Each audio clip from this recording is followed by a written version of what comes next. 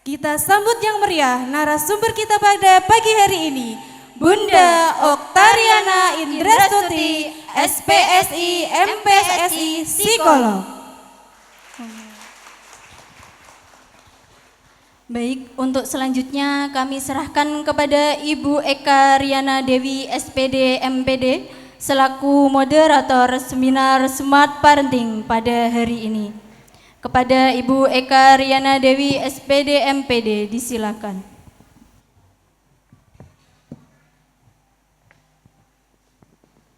Baik, terima kasih atas kesempatannya. Beri tepuk tangan yang meriah kepada MC kita pada pagi hari ini. Assalamualaikum warahmatullahi wabarakatuh. Kurang meriah ayah bunda. Assalamualaikum warahmatullahi wabarakatuh. Salam sejahtera bagi kita semua. Salam Om Swastiastu, Namo Buddhaya, salam kebajikan. Selamat pagi, kami ucapkan terima kasih dan selamat datang kepada narasumber hebat kita pada pagi hari ini dan segenap tamu undangan, Bapak Ibu peserta wali peserta didik PAUD Percontohan Terpadu Taman Ceria. Hadirin yang berbahagia, senang sekali saya Eka Riana Dewi, moderator pada seminar parenting pada pagi hari ini menyambut Anda semua. Bagaimana kabarnya hari ini ayah bunda? Kok sedikit ya yang menjawab? Oke, ketika saya menanyakan bagaimana kabarnya hari ini ayah bunda, silahkan ayah bunda bisa jawab Alhamdulillah luar biasa. Begitu nggih? Are you ready? Bagaimana kabarnya hari ini ayah bunda hebat? Alhamdulillah luar biasa. Beri tepuk tangan untuk kita semuanya. Sehat dan bahagia selalu ya ayah bunda. Alhamdulillah. Mari kita bersyukur di tengah aktivitas kita masih diberi kesehatan, diberi rizki dan kesempatan untuk bisa berproduktivitas, meningkatkan diri dalam acara pada pagi hari ini. Sebelum saya mulai, mari kita beri tepuk tangan yang meriah kepada semua orang, ayah bunda hebat yang hadir pada pagi hari ini. Beri tepuk tangan yang meriah untuk kita semuanya. Acara hari ini adalah merupakan rangkaian dari program kegiatan yang diadakan oleh Lembaga PAUD Percontohan Terpadu Taman Ceria Kudus, di mana event ini adalah sebuah forum keilmuan yang diperuntukkan khusus bagi seluruh wali peserta didik dari PAUD Percontohan Terpadu Taman Ceria. Seminar pada pagi hari ini bertemakan bahasa tanpa kata, menguatkan bonding orang tua dengan anak melalui terapi pelukan dan parent-child interaction. Dalam tahapan awal perkembangan kehidupan anak belum sepenuhnya mampu mengungkapkan perasaannya dengan kata-kata. Sentuhan, pelukan, dan interaksi hangat dari orang tua menjadi bahasa utama yang mereka pahami. Bahasa tanpa kata menguatkan bonding orang tua dengan anak melalui terapi pelukan dan PCIT atau Parent Child Interaction ini sangat penting dipelajari karena pelukan bukan sekedar gestur fisik. Terapi secara efektif membangun rasa aman, mengurangi stres dan memperkuat ikatan emosional. Melalui interaksi yang penuh kasih, orang tua dapat memahami kebutuhan anak, meningkatkan rasa aman dan percaya diri mereka, serta menciptakan lingkungan yang mendukung secara optimal perkembangannya. Dengan begitu anak menjadi tumbuh penuh kasih dan percaya diri. Baik, ayah bunda hebat, apa saja sih yang penting untuk kita ketahui sebagai orang tua agar mampu memahami kebutuhan anak kita, meningkatkan rasa percaya dirinya, serta menciptakan lingkungan yang mendukung perkembangannya secara optimal. Pada kesempatan pagi hari ini akan dibahas dengan tuntas oleh narasumber yang hebat pada pagi hari ini telah hadir di tengah-tengah kita semua. Beliau adalah seorang psikolog klinis di Rumah Sakit Hermina Banyumanik dan juga owner dari sebuah lembaga yang bergerak di bidang layanan psikologi yang diberi nama Rumah Mentari Semarang. Beliau lulusan dari Sarjana Psikologi Unisula Semarang dan Magister Psikologi di Unika Sugio Pranoto Semarang.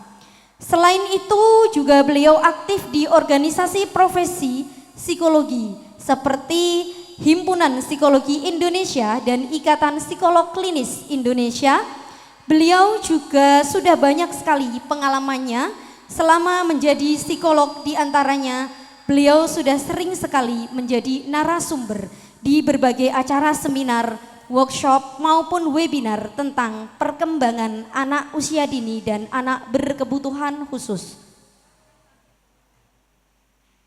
Hadirin sekalian, mari kita beri tepuk tangan yang meriah untuk narasumber kita pada pagi hari ini, Bunda Oktariana Indrastuti, Sarjana Psikologi, Magister Psikologi, Psikolog. Disilakan. Baik, terima kasih Ibu Eka. Saya izin Bu Eka turun ke bawah biar ada interaksi. Saya kalau ngisi nggak bisa kalau nggak jalan. Kok kalau nggak jalan tuh rasanya aneh. Kayaknya memang kebutuhan gerak fisik saya tuh banyak sekali ya. Bismillahirrahmanirrahim. Assalamualaikum warahmatullahi wabarakatuh. Alhamdulillah pagi ini cuaca cerah ya. Di Semarang kemarin saya udah mikir, waduh ini kalau hujan deras lagi saya nggak bisa ke Kudus ini ya. Banjir di depannya Unisula tuh Masya Allah seperti itu. Saya tadi malam berangkat dari Semarang 7:30 sampai sini jam 11 kurang. Karena jalannya jelek, saya muter lewat Guntur ya, kalau nggak salah jalan Karang Baru apa Karangawen gitu loh. Saya lewat situ sampai sih jam 11 kurang, Masya Allah. Nah karena kalau nanti pulang kan lebih santai ya, seperti itu. Baik, terima kasih saya ucapkan karena sudah mengundang saya di sini. Kita belajar bersama-sama. Meskipun saya psikolog, gelar saya psikolog, saya praktisi psikolog, anak dan remaja, tapi saya juga belajar. Kenapa saya belajar? Antara teori dengan bagaimana kita menangani anak itu enggak sama loh. Yang bilang sama itu siapa? Yang sini yang sarjana psikologi itu mungkin dia saintik psikologi atau mungkin psikolog. Enggak ada, namanya benar-benar plek antara teori dengan bagaimana karakter, apalagi budaya. Tapi memang basically-nya ada, enggak mungkin enggak. Karena teori itu kan berdasarkan basically. Ada penelitian dan juga karakteristik yang hampir sama, kan begitu ya. Nah kebetulan saya juga punya putra yang mana sedang tumbuh berkembang SD gitu ya. Namun saya juga sering menangani kasus-kasus remaja yang mana ternyata Masya Allah kasus remaja itu sekarang banyak anak-anak remaja mengalami stres, depresi. Yang mana tanpa disadari orang tua, efek dari orang tua itu sendiri. Saya belajar di situ. Jadi ketika saya menangin anak-anak kayak gitu atau remaja kayak gitu, saya istighfar sendiri, ya Allah apakah aku udah benar hadapi anakku? Oh aku salah sama anakku. Tapi apakah itu nanti akan menjadi trauma yang permanen buat anak? Kita nanti akan bahas ya, seperti itu. Nah, PCIT dan pelukan ini memang sangat luar biasa sekali buat bagaimana kita mendekati anak kita. Seringkali ketika saya melakukan konsultasi, orang tua mengatakan anak saya begini. Tapi setelah saya tanya, apakah ibu paham tentang anak ibu seutuhnya? Paham, bla bla bla bla bla bla. Sudah sesi konseling sama ibunya selesai. Anak nih, kalau saya menghadapi anak, saya biasanya dengan bermain. Kalau anak-anak gak bisa saya konseling seperti orang dewasa. Remaja saya lihat situasi. Kalau memang anak remaja ini susah untuk saya keep dapat, informasi yang banyak, saya biasanya dengan bermain. Bermain apa? Saya ajak dia bermain dulu, entah itu puzzle, ludo, ular tangga, dan lain sebagainya macamnya. Ketika sudah bermain, sudah rapot dengan oke, baru saya menggali informasi anak tersebut. Ternyata apa yang disampaikan anak itu? Dia marah sama ibunya, dia marah sama ayahnya. Yang mana ibu ayahnya tidak paham kalau apa yang pernah dia lakukan nggak disukai sama anak tersebut. Kemarin Sabtu pas Bu Okta minta materinya, itu posisi saya sedang menangani konseling anak remaja, baru diambil sama ibunya dari pondok karena anak ini sudah didiagnosa depresi. Saya tarik di belakang. Bagaimana masa kecilnya? Karena bagaimana orang itu bertumbuh menjadi depresi itu karena masa lalunya. Nggak bisa tiba-tiba dia depresi.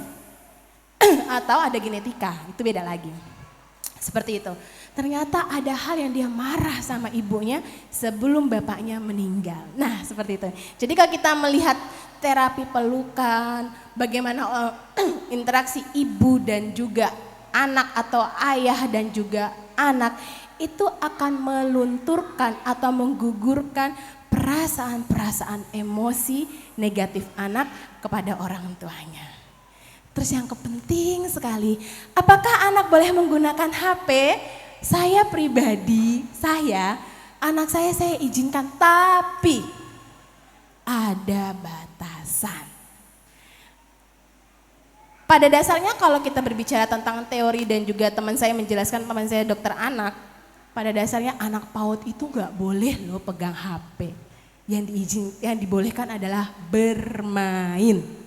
Kenapa? Karena dengan bermain itu pengalaman anak dalam konstruksi otaknya atau perkembangan otaknya itu lebih bagus. Ada pengalaman, sensorinya. Sensori itu ini ya, yang gerak, raba kayak gitu ya. Terus juga dia juga punya pengalaman saat berpikir dan segala macamnya. Dan yang sebenarnya diizinkan itu saat anak sudah remaja itu boleh megang HP. Tapi kan kembali lagi, kita itu kan banyak sekali anak-anak kita terpapar karena teman.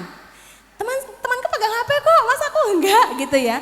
Kuat-kuat kita, oke boleh. Tapi kalau anak TK biasanya saya bilang sama orang tua, 1 hari mainnya hanya 10 menit. Terus nanti bagaimana mensapihnya? Ya nanti nggak boleh langsung 10 menit habis itu udah tahu langsung narik, nanti dia akan berontaknya sangat berlebihan, apalagi kalau orang tuanya tidak bisa menanganin anak ini dengan baik gitu ya. Oke, kita sekarang kesini dulu, apa sih terapi peluk dan juga parent-child interaksi? Kita melihat dulu apa sih definisi orang tua. Orang tua itu pengasuh utama dari seorang anak. Jadi, jika kita bekerja, saya juga bekerja ya, saya ibu bekerja. Saya praktek di luar, kadang saya menangin beberapa kasus di luar kota. Tapi kembali lagi, saya punya pengasuh. Tapi pengasuh itu bukan utama dalam menangani anak saya. Yang utama menangani anak saya dan kontrol dari anak saya adalah saya dan suami saya, begitu. Jadi pengasuhan di sini kuatnya adalah bagaimana kontrol dari ibu dan ayahnya, bukan eyangnya, tapi orang tuanya. Kenapa demikian? Banyak sekali anak-anak saya yang tangani PAUD, mereka itu ketika punya 2 pola, ada pola eyang, ada pola orang tua, anak mengalami kebingungan. Ibaratnya begini, kita orang dewasa, ketika kita mendapatkan sesuatu menyenangkan dan tidak menyenangkan karena aturannya itu kuat, kita cari yang mana? Menyenangkan ya. Maka apa yang diikutin? Eyang. Bukan berarti saya katakan eyang buruk, tidak. Karena eyang itu tugasnya bukan untuk mengasuh cucu, tapi hanya memantau, seperti itu ya. Nah, kemudian utamanya adalah orang tua. Apalagi di zaman sekarang ini sangat luar biasa paparan-paparan di lingkungan anak-anak. Pak, saya kadang kalau cerita sama suami saya, kita benar-benar harus banyak doa, kita benar-benar harus bagaimana mengkontrol anak kita. Banyak permasalahan-permasalahan remaja, banyak permasalahan-permasalahan anak. Bu, saya menangani anak kelas 1 SD, baru lulus dari TK, transisi dari TK ke SD. mengatakan nama, mana Bu Okta colokan, aku mau bunuh diri, aku mau bunuh diri. Kelas 1 SD 7 tahun. Itu lagi saya treatment. Aku mau bunuh diri. Kenapa? Karena orang tuanya ternyata seringkali polanya kabur. Kaburnya gini, kadang permisif ikuti semua kemauannya, tapi otoriter banget, galaknya minta ampun sampai anaknya digebukin, bahkan tidak segan-segan ditampar. Seperti itu. Itu anak cowok yang saya tanganin sekarang. Nah, oleh karena itu, orang tua itu tidak lepas dari pengertian keluarga yang mana mengasihi, mengasuh, asa-asih, asuh. Itu dari orang tua. Seperti itu. Next. Anak menurut WHO seorang yang berada di dalam kandungan hingga usia 19 tahun. Maka kenapa ketika ada remaja sampai dengan 19 tahun itu saya masih kategorisasikan remaja anak tapi dengan posisi remaja akhir yang 19 tahunnya. Karena remaja kalau kita belajar tentang teori perkembangan, remaja itu ada remaja awal, tengah, akhir. Begitu juga anak, ada anak awal, tengah, akhir gitu ya. Kalau kita belajar psikologi perkembangan atau di dunia pendidikan PAUD ya, seperti itu menjelaskannya.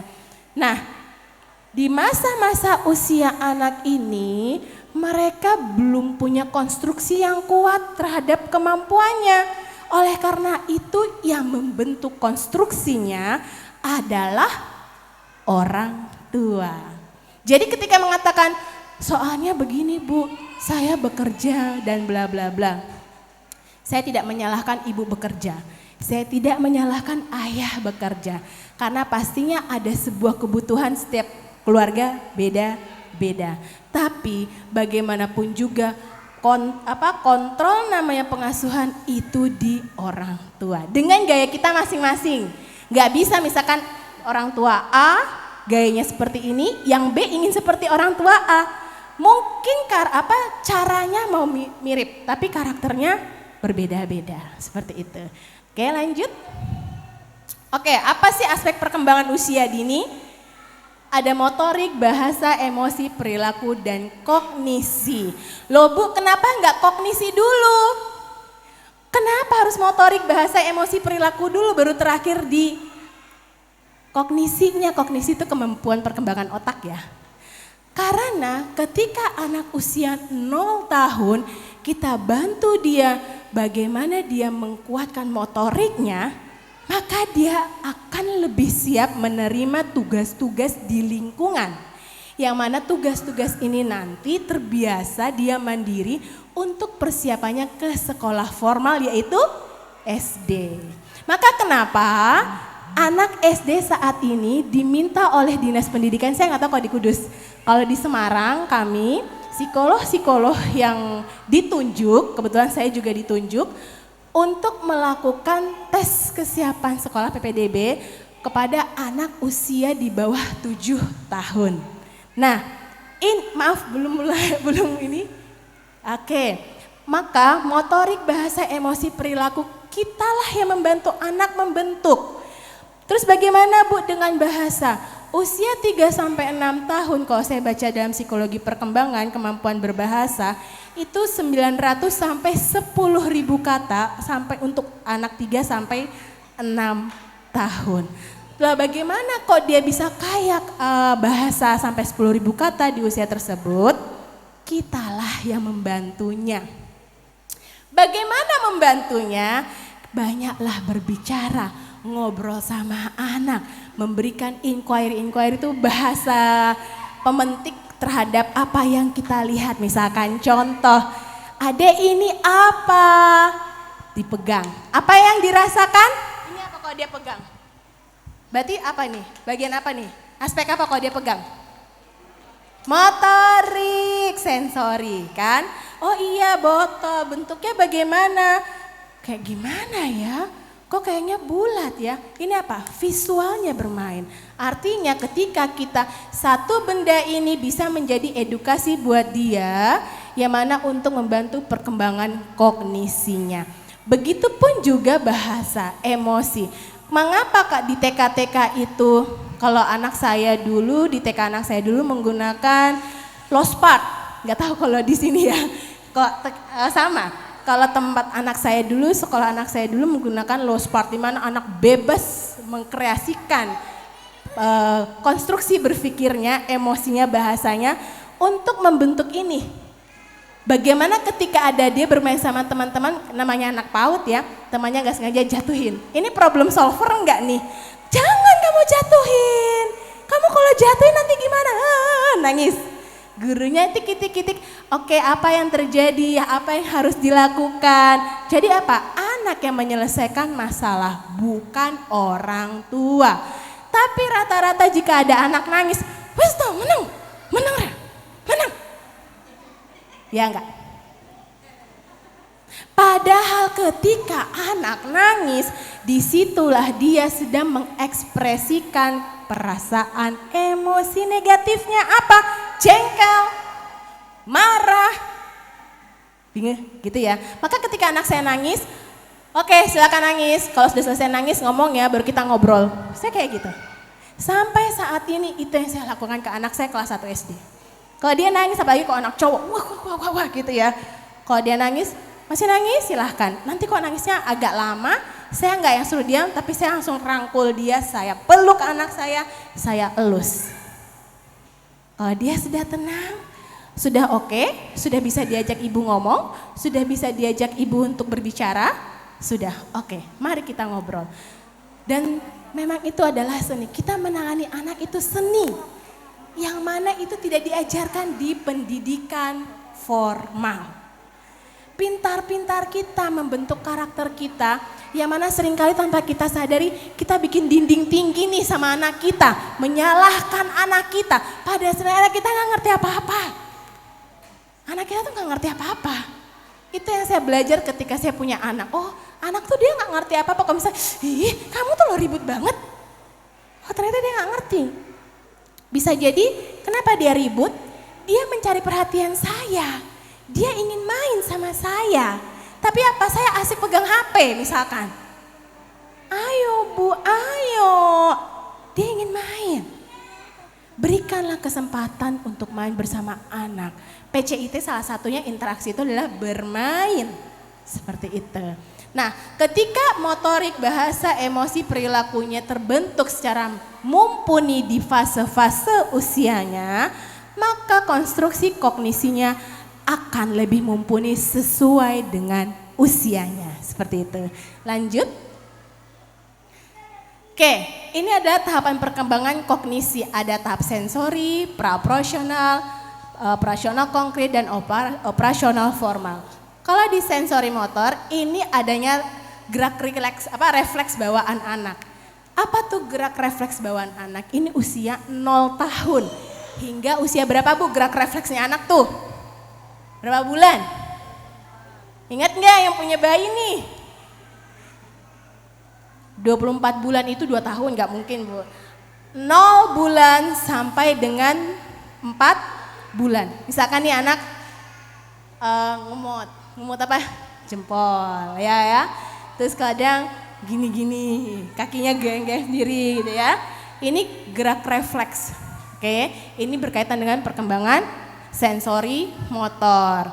Lalu anak menangkap segala sesuatu informasi melalui indranya. Karena saat itu dia belum bisa berbicara. Tapi ketika kita ngomong sama bayi di 0 tahun, apakah dia paham? Memang dia belum bisa ngomong, tapi dia merekam. Dengan apa?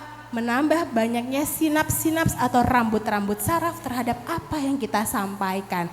Maka kenapa saat kita punya bayi diminta untuk komunikasi kan? Ada kontak mata, sentuhan di usia tersebut. Lalu di tahap pra-operasional, ini usia 2-7 tahun. Anak mulai meniru orang lain. Maka kenapa di usia 2-7 tahun jika ada film Ultraman, bagaimana anak cowok? Gitu ya. Melihat kakaknya main bola, apa yang dia lakukan? Main bola. Nonton Doraemon, apa yang dia lakukan? Duduk manis saja. Gitu kan? Apakah itu wajar? Iya, itu praoperasional konkret di usia 2-7 tahun. Tapi tetap kita jangan lupa tadi ada aspek motorik, bahasa, emosi, perilaku yang harus kita tanamkan di usia-usia dininya. Lalu anak mampu menjelaskan keadaan lewat gambar maupun kata di usia 2-7 tahun. Dia melihat, dia sampaikan ke kita, di mana susunan katanya itu sesuai dengan usia dia. Kira-kira usia 3-6 tahun perkembangan katanya itu sudah berapa banyak Bu, Pak? Ada yang tahu nggak? 3-6 tahun, tadi saya sudah katakan loh, 900 sampai 10.000 kata. Andai kata misalkan dia di bawah itu bagaimana? Itu koreksi buat orang tua, ada masalah apa? Karena sekarang juga selama saya berpraktek ini, sekarang akhir-akhir ini banyak sekali anak dengan masalah gangguan bicara atau kata speech delay. Dan kalau teman saya yang dokter spesialis anak dan dokter spesialis KFR mengatakan kepada saya, speech delay itu bukan diagnosa. Tapi speech delay itu adalah bagian dari gejala klinis yang muncul karena permasalahan perkembangan. Gitu ya, untuk guru-guru saya biasanya kalau di sekolah anak saya sampaikan. Kalau misalkan ditanya gangguannya apa, speech delay, diagnosanya apa, speech delay. Speech delay bukanlah diagnosa. Maka oleh karena itu biasanya kalau sekolah-sekolah yang mitra dengan saya minta untuk lebih detail lagi, meminta surat kepada profesional. Saya nggak tahu kalau di sini boleh apa enggak, bahwa anak ini kenapa, seperti itu. Lalu tahap ketiga itu operasional konkret, mulai mengenal emosi. Apalagi kalau anak cewek ya, kalau marah ya lucu banget, gitu ya. Dia mengenal emosinya, dia ingin mengekspresikan emosinya. Kalau anak cowok marah gimana? Ya enggak? Ya dengan karakter dia yaitu cewek dan cowok. Dia belajar anak-anak yang harus diperhatikan, warning buat kita. Anak-anak belajar emosi itu dari siapa Bu, Pak? Dari kita. Contoh, awas ya, mama, awas ya, mama kamu kayak gitu. Awas ya, Ma. Iya enggak? Kamu tuh loh. Kenapa? Ya itu tadi. Di usia praoperasional konkret, lanjut di tahap operasional konkret, yang mana dia melihat semua informasi melalui apa? Visualnya. Dia kalau misalkan nih, marah itu abstrak enggak? Marah itu abstrak enggak? Abstrak. Kenapa? Dia tahu, oh ini namanya marah, dia nggak ngerti. Ini hentakan kaki. Oh ekspresinya apa? Matanya garang. Tanpa disadari kita. Itu juga refleksi buat saya. Saya manusia biasa. Saya psikolog, tapi saya manusia biasa. Ada frame masa lalu saya yang mungkin membuat saya belum selesai. Maka saya selesaikan ketika saya ketemu anak saya, kalau kata suami saya, lagi capek, jangan pegang anak, masuk kamar sebentar, istirahat sebentar, silahkan kamu sama anak. Kalau enggak saya, gitu. Saya manusia, saya punya kekurangan, gitu ya. Psikolog juga manusia, makanya kalau misalkan ada yang mau, kok psikolog marah? Aduh saya juga manusia, saya punya emosi, saya punya perasaan jengkel, ya wajar. Maka kalau misalkan saya lagi gak oke, saya katakan sebentar, 10 menit, saya hanya 10 menit, kadang setelah sholat itu saya rebahan sebentar, sholat asar saya rebahan sebentar, baru saya ngomong. Tadi mau ngomong apa Kak? Tadi mau ngomong apa Dek? Ayo kita ngobrol. Karena anak itu pasti ingin didengar. Anak itu ingin didengar, tapi kita lupa. Karena kita misalkan sudah lelah, atau kesibukan handphone kita, Akhirnya kita tidak mendengarkan dia. Mah ini loh, nanti. Mah ini loh, sabar. Mah ini loh. Iya. Akhirnya nggak jadi ngomong. Terus gimana coba dia bisa mengekspresikan emosinya. Oke. Nah, di tahap terakhir ini, tahap operasional konkret mulai usia 11 tahun, ini usia remaja yang mana sudah lebih abstrak dalam berpikirnya, sudah lebih mandiri, sudah bisa memaknai sesuatu hal, karena abstrak itu ya, kemampuan abstrak, dia sudah bisa memaknai sesuatu hal antara buruk dan tidak buruk, antara baik dan tidak baik, dia sudah bisa. Dan juga pada usia operasional konkret ini mampu mengambil kesimpulan dan keputusan, melakukan analisa sederhana. Tapi secara teori ini ada beberapa anak di usia 11 tahun, mereka ada yang masih kesulitan. Kenapa? Karena dia nggak paham bagaimana melakukan kesimpulan terhadap apa yang dia lihat di lingkungan, problem solvernya yang masih kurang. Kenapa problem solver masih kurang? Kadang kita lupa kemandirian anak tidak kita kembangkan di usia dini, ujuk-ujuk kita minta dia mandiri. Mampukah?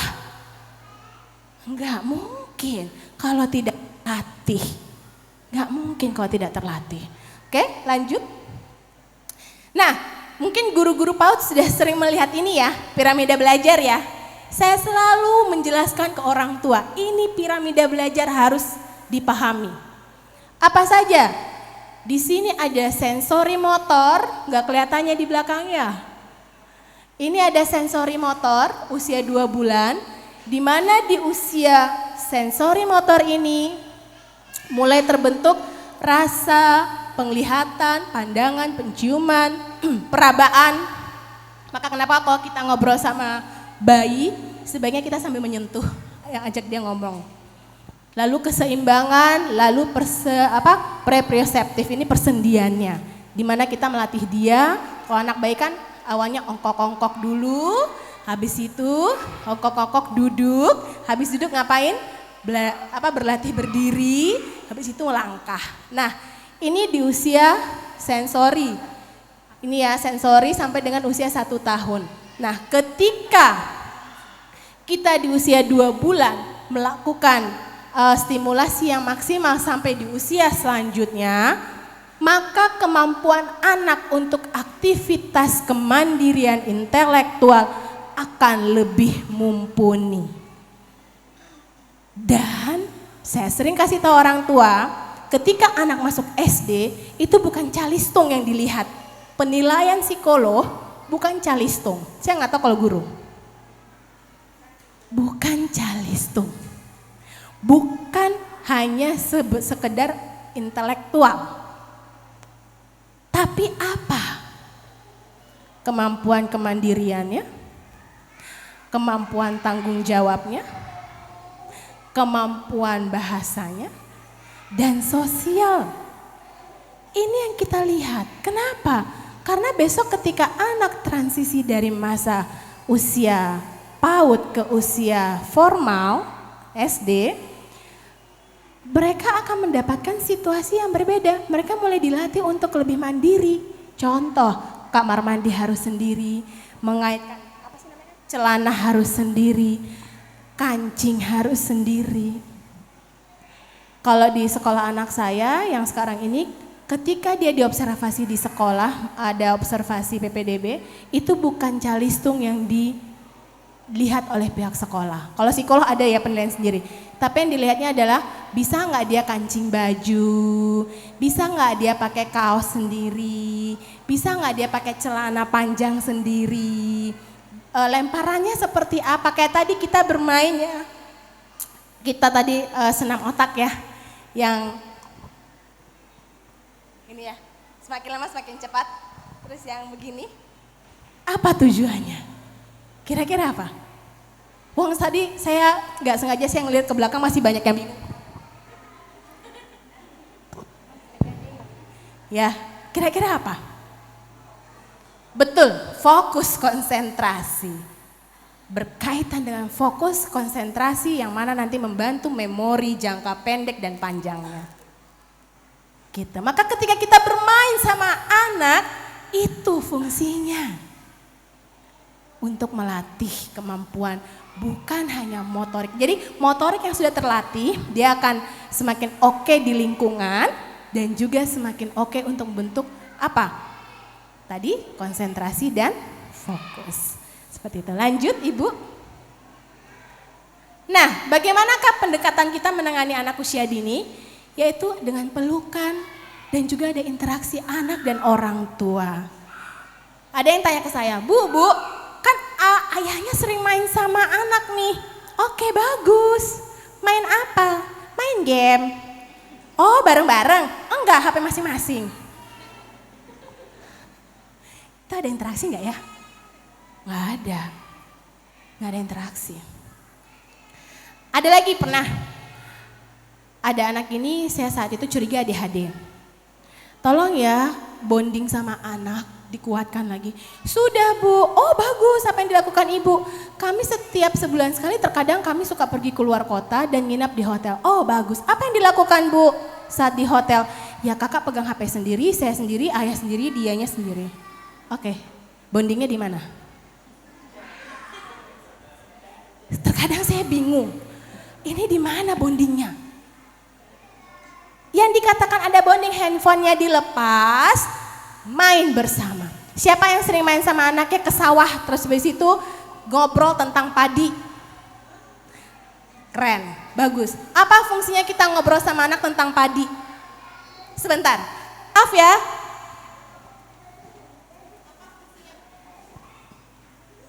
Ya dia mengetahui apa tentang alam ya. Iya. Mengenal bagaimana tumbuh kembang padi, mengenal. Belajar tentang pengetahuan umum, betul sekali. Karena anak belajar pengetahuan umum dengan pengalaman di lingkungan. Selain itu ketika dia pegang padi ada sensorinya. Dia jalan di rumput-rumput, taktilnya ya. Maka ketika kita ajak anak main ke alam, bagus sekali untuk apa? Aspek tadi yang berkembang. Bu, tapi sering mainnya di playground. Oh, tidak. Playgroundnya mana? Playgroundnya di mall pakai kaos kaki. Kapan taktilnya berkembang? Mainlah di alam. Sekali tempo main ke mall, boleh, nggak apa-apa. Tapi berikan anak eksplorasi. Bagus lagi kalau dia eksplorasinya dengan orang tua. Kayak gitu. Oke. Pelukan. Apa sih itu pelukan? Di belakang.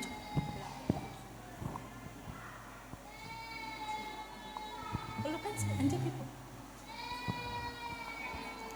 Oke, pelukan. Pelukan atau hak terapi merupakan salah satu cara bentuk dan model terapi yang bisa menjadi media penyembuhan penyakit fisik dan psikis. Contoh, ketika pasien ke dokter dan kita ngomong, oke, Ibu sakit apa? Lalu di stetoskop. Gak apa-apa, semua baik-baik saja. Ada sentuhannya enggak? Apa yang dirasakan pasien? Lebih tenang. Ketika dia lebih tenang, proses penyembuhannya bagaimana? Lebih cepat. Tapi ketika kita ke dokter, sakit apa Bu? Kenapa Bu? Oke, Ibu sih bla bla bla bla bla bla. Apa yang kita rasakan? Jengkel. Lalu apa? Kok nggak nyaman sih? Ya enggak. Yang lucunya kalau waktu anak saya bayi sampai usia 4 tahun, anak saya yang pertama, ketika ke dokternya yang sejak bayi nanganin dia, anak saya sama saya baru saja duduk karena antri ya. Kalau saya ke dokter Hapsari itu harus ngantri banget. Duduk, itu demamnya turun. Saya juga nggak percaya, tapi itu kejadian dan itu sering. Duduk saja, cuma nunggu lagi ngantri, demamnya turun. Sampai dokter ngomong kayak gini, Kakak, kamu tuh kenapa? Udah cuma gitu doang, saya nggak kasih obat, sembuh. Percaya nggak? Itu terjadi sama anak saya. Itu terjadi sama anak saya ketika ketemu dokter Hapsari. Sampai dia usia kelas terakhir tuh kelas berapa di ke dokter Hapsari? Kelas 3 ke dokter Hapsari, cuma ngobrol aja sama dokter Hapsari. Udah, ya itu ada bagian dari sugesti, betul sekali. Nah, terapi peluk itu merupakan bagian dari pendekatan holistik dalam penyembuhan psikologis yang mana anak atau orang akan merasa nyaman ketika dia dipeluk. Contoh, ketika saya menangani, kalau sama bapak-bapak saya nggak mungkin peluk ya, tapi kalau sama ibu-ibu ketika mengalami sebuah permasalahan rumah tangga atau punya permasalahan dengan anak atau punya masa lalu yang tidak terselesaikan, saya peluk, dia bisa tumpahkan semua emosinya. Lalu dia merasa apa? Saya tenang, Bu. Begitu juga anak. Ketika anak sering dipeluk, lalu kita katakan, hebat, soli atau soliha, luar biasa. Itu yang dia rekam, tapi di telinganya ya. Tapi kalau dibisikannya lembut kayak hebat, soli kayak gitu ya. Yang lembut, oke? Seperti itu. Itu akan membuat anak lebih merasa nyaman. Atau ibunya, Bu, ketika dipeluk sama ayahnya, rasa lebih nyaman enggak?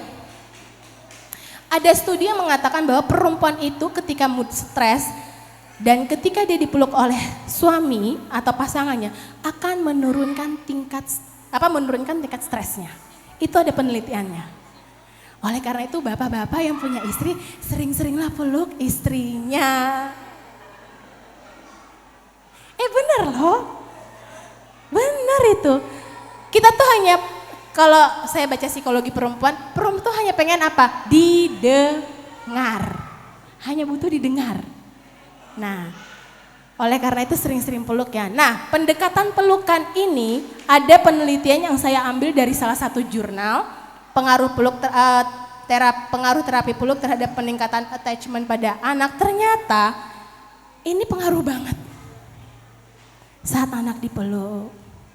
Dan ketika anak dipeluk, saya minta tolong kontrol emosinya harus kita jaga.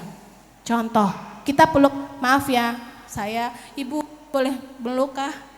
Maaf, ini contohnya ya, saya meluk, masa meluk. Beda nggak sama saya peluk? Beda? Itu yang dirasakan anak. Paham ya? Maka guru ketika peluk anak minta tolong jangan cuma sekedar peluk, tapi betul-betul oke, rasakan dia. Nanti dia akan nurut sama kita. Gitu ya. Jadi pelukan itu sangat, kenapa?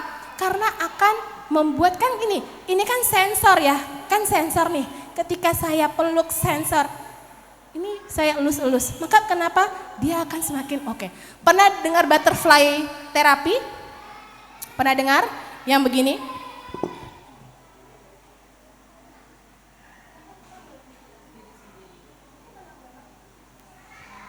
Itu tenang sekali.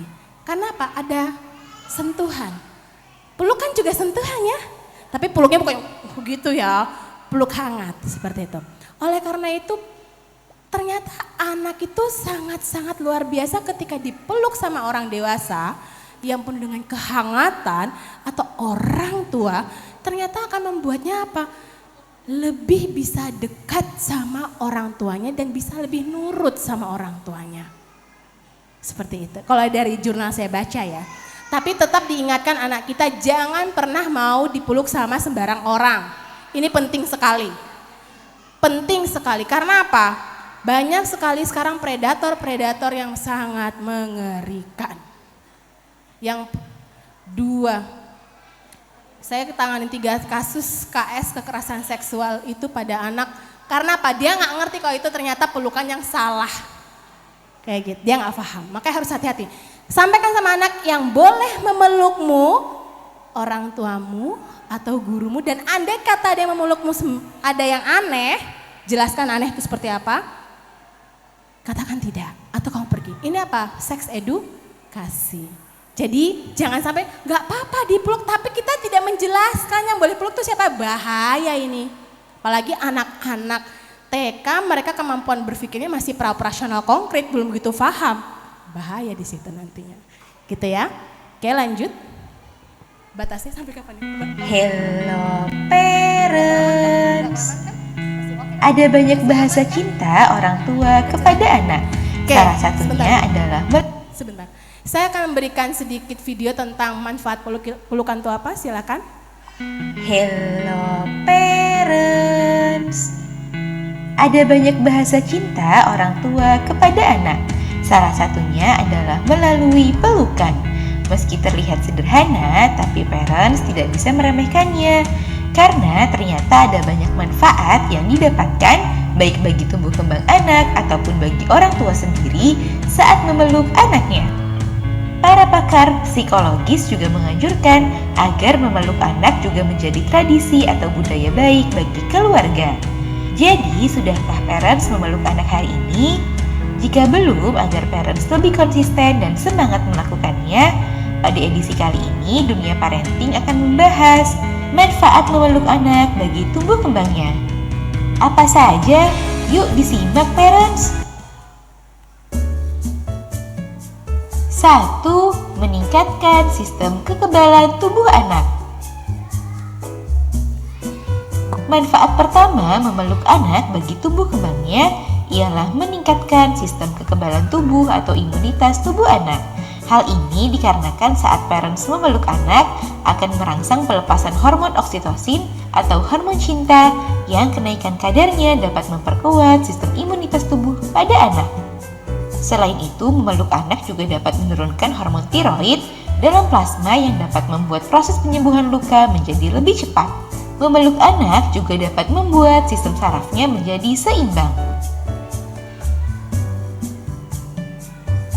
2. Meningkatkan kecerdasan anak.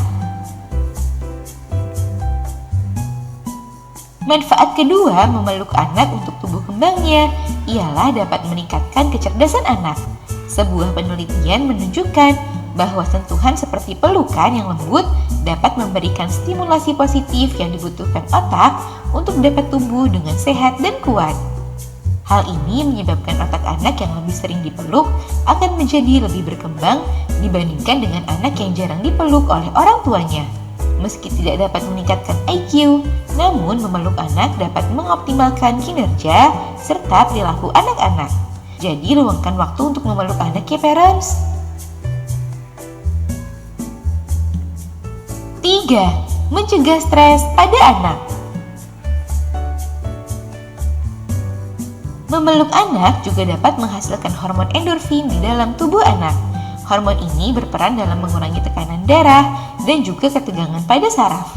Jadi saat parents sering memeluk anak, ini akan membuatnya terhindar dari perasaan cemas dan juga stres. Selain itu, memeluk anak juga dapat melepaskan zat kimia tertentu di otaknya yang akan menurunkan hormon stres serta meningkatkan kebahagiaan pada anak. Oleh karenanya, saat anak sedang merasa cemas atau stres, jangan ragu untuk memeluknya ya parents. 4. Menghentikan tantrum. Seperti yang sudah dibahas sebelumnya, memeluk anak dapat memicu pelepasan hormon oksitosin yang dapat menurunkan kadar stres dan juga rasa cemas.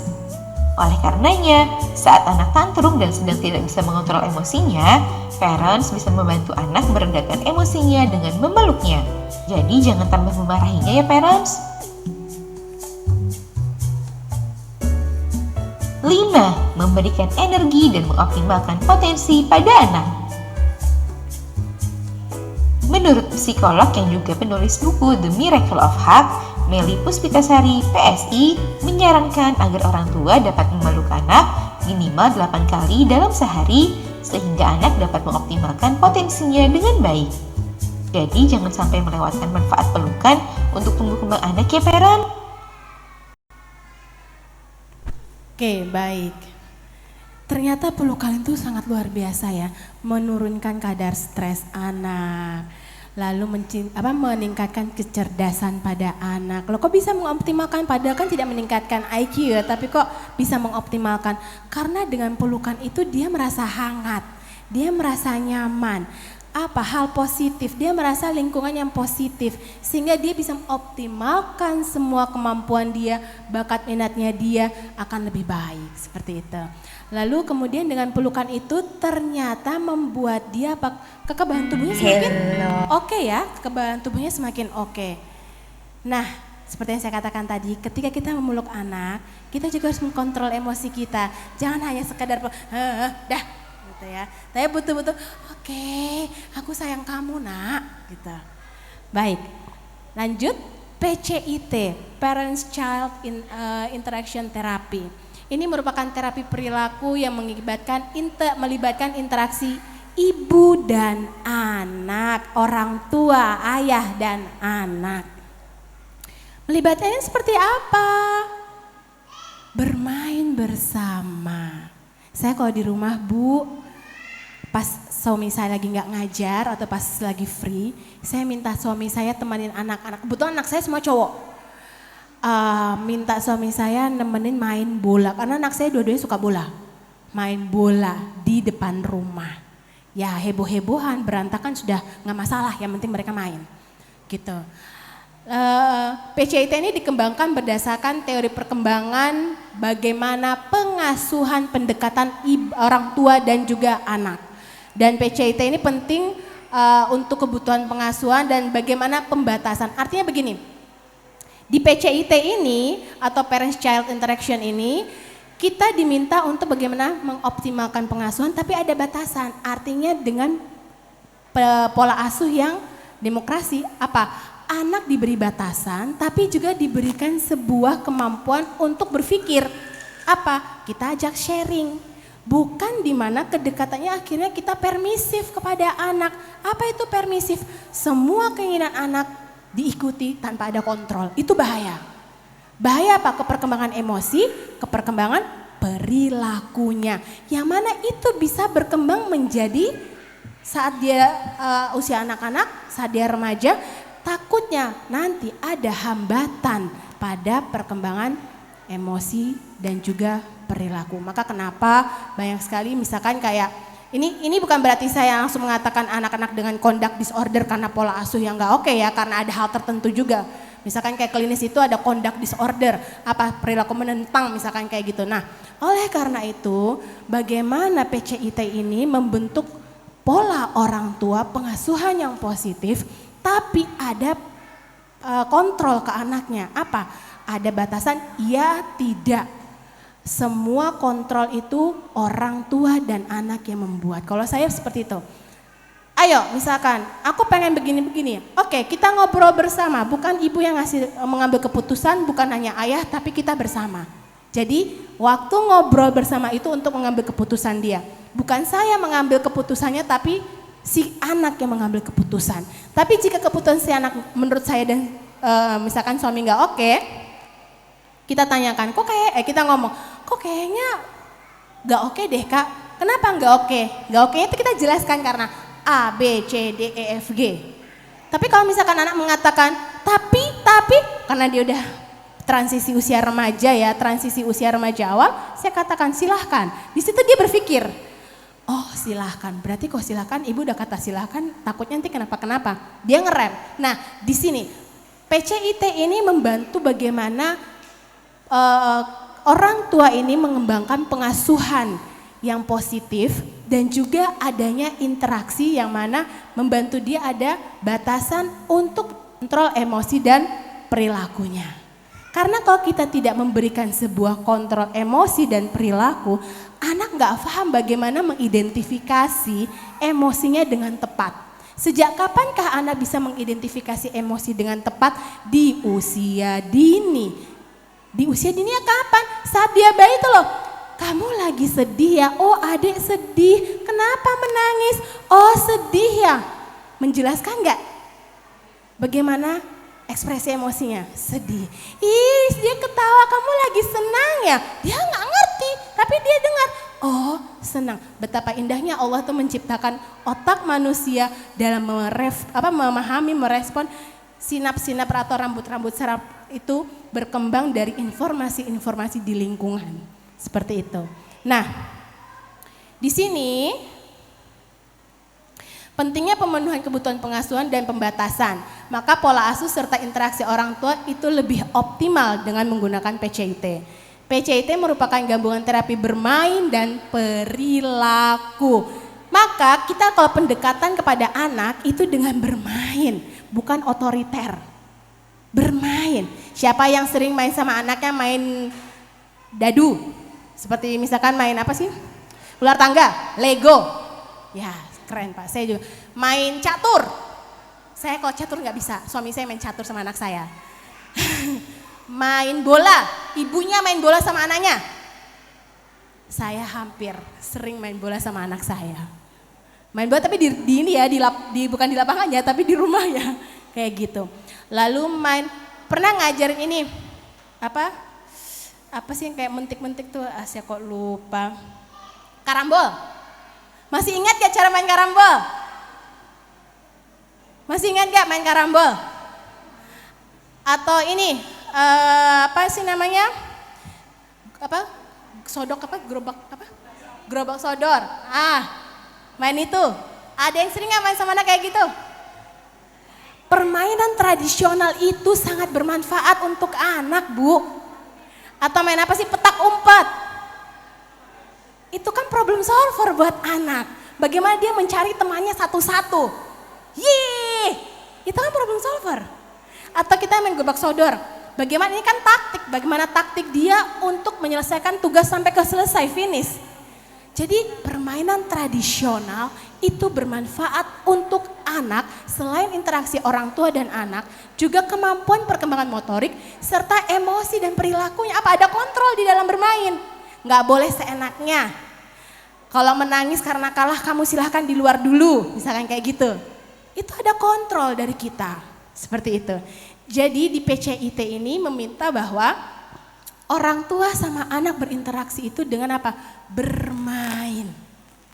Bermain dan juga ada batasan. Apa? Di mana kita demokrasi dalam memberikan pengasuhan. Bukan otoriter. Bukan permisif yang mana diizinkan semua keinginan dia diberikan. Karena anak belum bisa mengenal benar dan tidak benar secara tepat. Seperti itu. Oke, lanjut. Kayaknya sudah habis ya. Oke, ini daftar pustaka yang saya ambil dari materi-materi. Dari saya sudah cukup. Oh, ini Ibu, Bapak. Saya ingin sampaikan bahwa saat kita menangani anak kita, saat kita menghadapi anak kita, selesaikan dulu diri kita. Karena ketika kita belum selesai, maka kita susah menangani diri kita. Maksudnya apa kita selesaikan diri kita? Selesaikan dulu bagaimana kondisi psikologis kita. Itu sangat terpenting. Karena anak adalah frame kita semua. Siapa? Orang tuanya. Dari saya sudah cukup, terima kasih. Saya kembalikan ke moderator.